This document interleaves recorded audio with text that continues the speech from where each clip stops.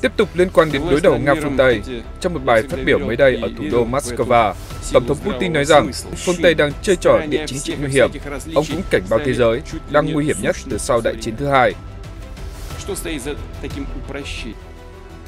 Trong khi đó, chiến lược an ninh mới của Mỹ xem Trung Quốc và Nga là hai đối thủ lớn nhất. Những thông tin đáng chú ý khác trên toàn cầu. Tổng thống Joe Biden nhắc về ấn tượng khôi phục kinh tế. Mỹ muốn phối hợp cùng đồng minh giảm cung cấp chip cho Trung Quốc. Trung Quốc muốn hợp tác với Mỹ theo hướng cả hai cùng có lợi. Tất cả sẽ có trong chương trình Thời sự quốc tế ngay sau đây.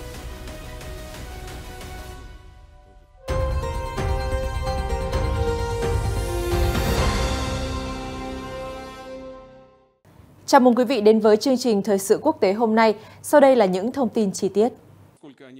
Tổng thống Putin đã chỉ trích phương Tây vào hôm thứ Năm 27 tháng 10 vì trò chơi địa chính trị nguy hiểm, tăng thương và không trong sáng, nhưng cho biết Hoa Kỳ và các đồng minh cuối cùng sẽ phải nói chuyện với Nga.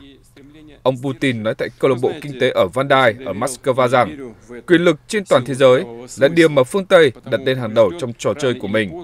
Nhưng trò chơi này rất nguy hiểm, tăng thương và tôi có thể nói là không trong sáng.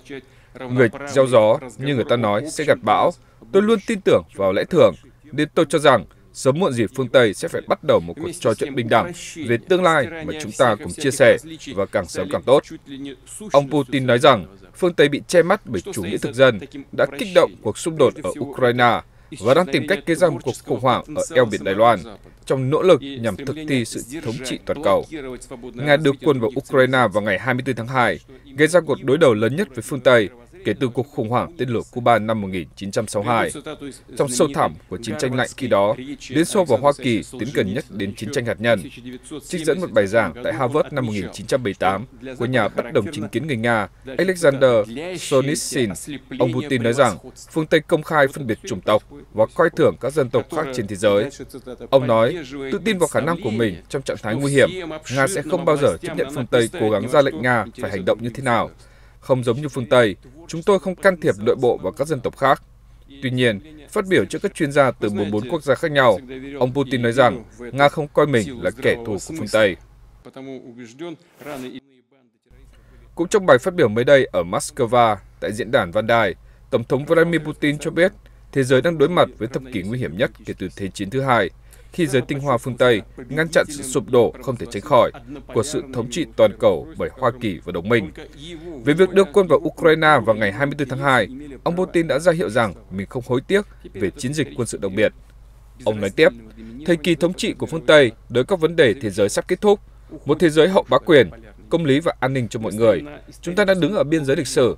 Hiện nay có lẽ là thập kỷ nguy hiểm nhất, khó đoán và đồng thời là quan trọng kể từ khi Thế chiến thứ hai kết thúc. Cựu điệp viên 70 tuổi của KGB đã đến muộn hơn 1 giờ để dự cuộc họp của các chuyên gia Nga, nơi ông đã đưa ra một diễn giải gay gắt về những gì ông miêu tả là sự suy đồi và suy tàn của phương Tây. Trong hơn 3 tiếng rưỡi, ông Putin nói về nỗi lo chiến tranh hạt nhân, mối quan hệ của mình với Chủ tịch Tập Cận Bình và cảm giác khi những người lính Nga thiệt mạng tại Ukraine. Đến nay, hàng chục nghìn người đã thiệt mạng trong cuộc xung đột, trong khi phương Tây đã áp đặt các biện pháp trừng phạt kinh tế nghiêm khắc nhất trong lịch sử đối với Nga, một trong những nhà cung cấp tài nguyên thiên nhiên lớn nhất thế giới. Nhà lãnh đạo Nga đã đổ lỗi cho phương Tây gây ra căng thẳng hạt nhân gần đây. Trích dẫn nhận xét của cựu Thủ tướng Anh Liz Truss về việc bà sẵn sàng sử dụng biện pháp răn đe hạt nhân nếu hoàn cảnh yêu cầu. Ông cũng nhắc lại rằng Ukraine có thể cho nổ một quả bom tầm chất phóng xạ, một cáo buộc bị Kiev và phương Tây bác bỏ và nói không có bằng chứng. Một gợi ý của Kiev đưa ra rằng cáo buộc của Nga có thể là họ có kế hoạch kích nổ một thiết bị như vậy. Khi được hỏi về khả năng leo thang hạt nhân trong xung quanh vấn đề Ukraine, ông Putin nói rằng nguy cơ vũ khí hạt nhân sẽ tồn tại, miễn là vũ khí hạt nhân còn tồn tại. Nhưng ông cho rằng học thuyết của Nga là phòng thủ, và khi được hỏi về cuộc khủng hoảng tên lửa Cuba, ông đã châm biếm rằng ông không muốn thay thế Nikita Khrushchev, nhà lãnh đạo Liên Xô, người cùng với John Kennedy đã đưa thế giới bên bờ vực của chiến tranh hạt nhân trước khi xoa dịu tình hình. Ông coi cuộc xung đột ở Ukraine như một cuộc chiến giữa phương Tây và Nga, vì số phận của quốc gia Đông Slav lần thứ hai đã kết thúc trong bi kịch đối với Kiev.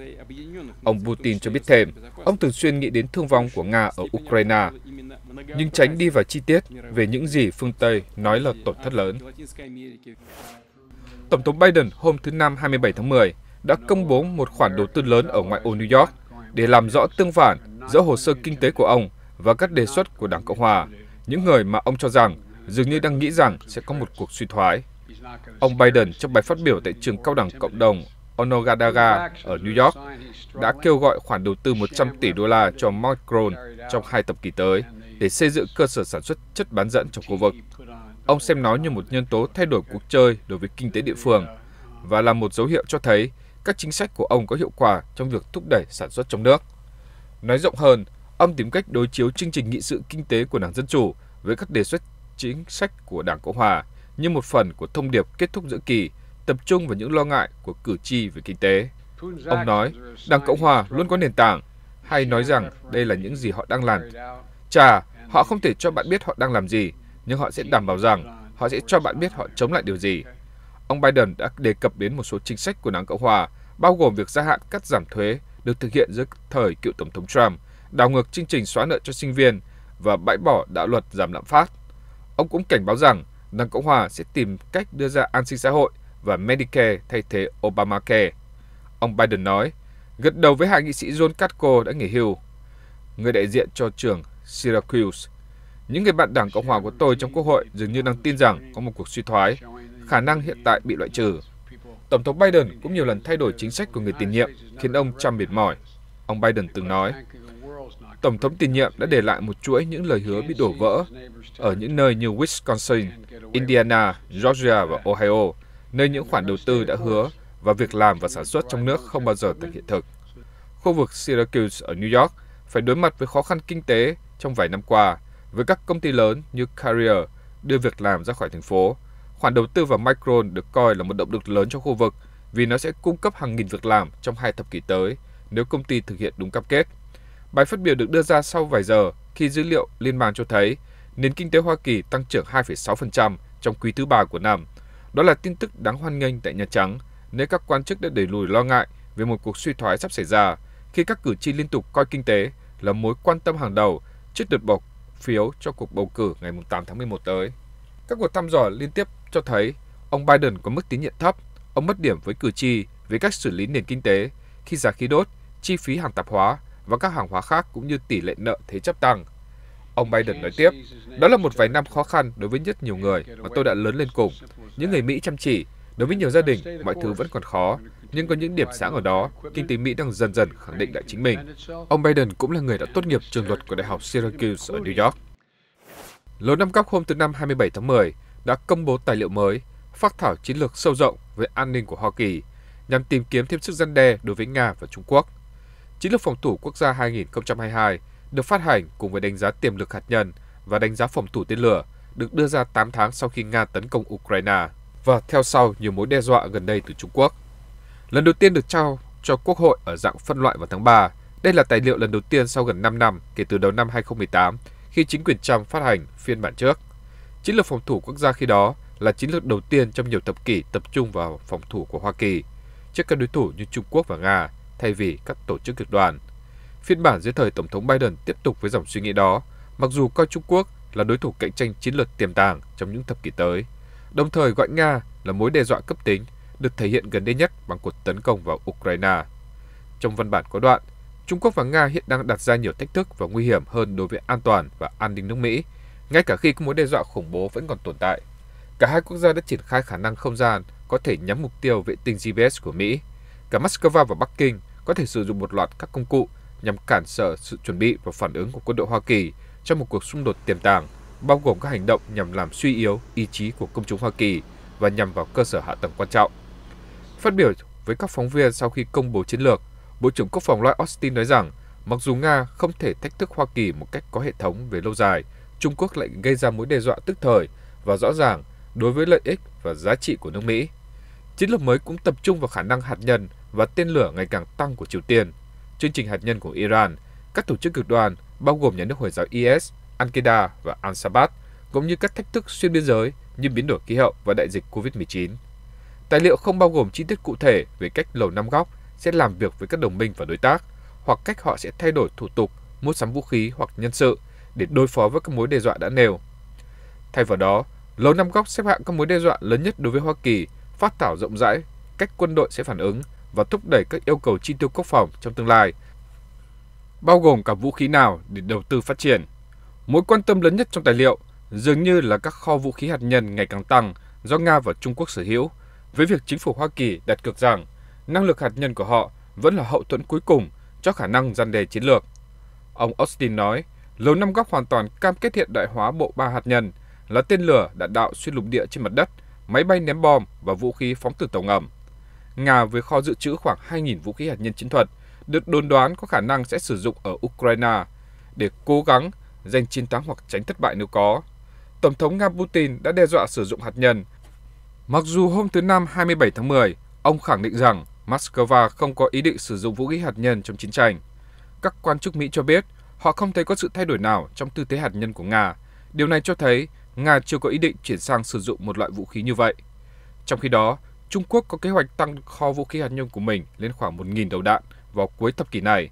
Tài liệu cũng chỉ trích Trung Quốc vì những lời lẽ ngày càng gay gắt liên quan đến eo biển Đài Loan.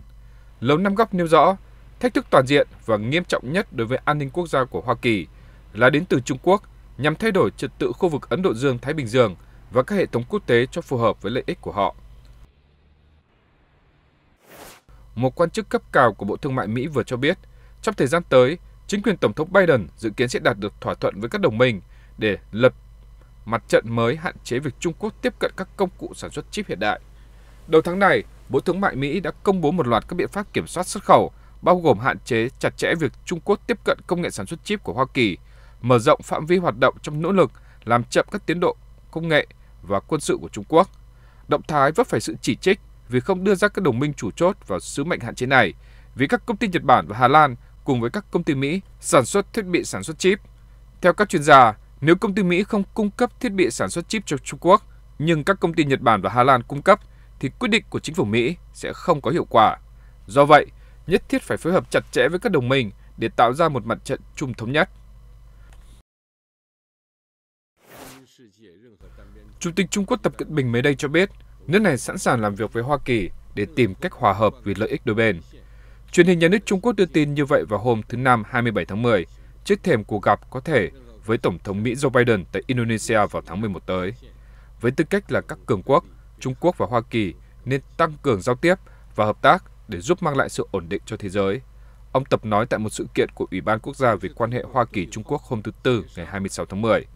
Hai nước đã mâu thuẫn về chính sách ở eo biển Đài Loan, mối quan hệ của Trung Quốc với Nga và gần đây là những nỗ lực của Mỹ nhằm ngăn chặn các công ty chất bán dẫn bán linh kiện và công nghệ cho công ty Trung Quốc. Trung Quốc gần đây đã vô cùng tức giận trước một loạt chuyến thăm của các nhà lập pháp Hoa Kỳ tới đảo Đài Loan. Trung Quốc cho biết Hoa Kỳ đang gửi tín hiệu nguy hiểm cho các lực lượng ủng hộ độc lập của hòn đảo. Ông Tập, người vừa đảm nhiệm nhiệm kỳ thứ 3 với tư cách lãnh đạo cao nhất Trung Quốc, đã lên án sự can thiệp của nước ngoài vào vấn đề Đài Loan và gần đây nói rằng Trung Quốc không bao giờ từ bỏ quyền sử dụng vũ lực để thu hồi hòn đảo. Ông Biden hôm thứ Tư 26 tháng 10 cũng nói rằng Hoa Kỳ không tìm kiếm xung đột với Trung Quốc. Chính quyền Hoa Kỳ, sau khi ông Tập đảm bảo nhiệm kỳ thứ 3 của mình vào cuối tuần qua, đã nhấn mạnh tầm quan trọng trong việc giữ các đường dây liên lạc cởi mở với Trung Quốc. Ông Tập và ông Biden dự kiến sẽ tham dự hội nghị thượng đỉnh G20 tại Bali, Indonesia vào tháng 11 tới, nhưng chưa có thông tin chính thức nào về khả năng diễn ra cuộc gặp giữa họ.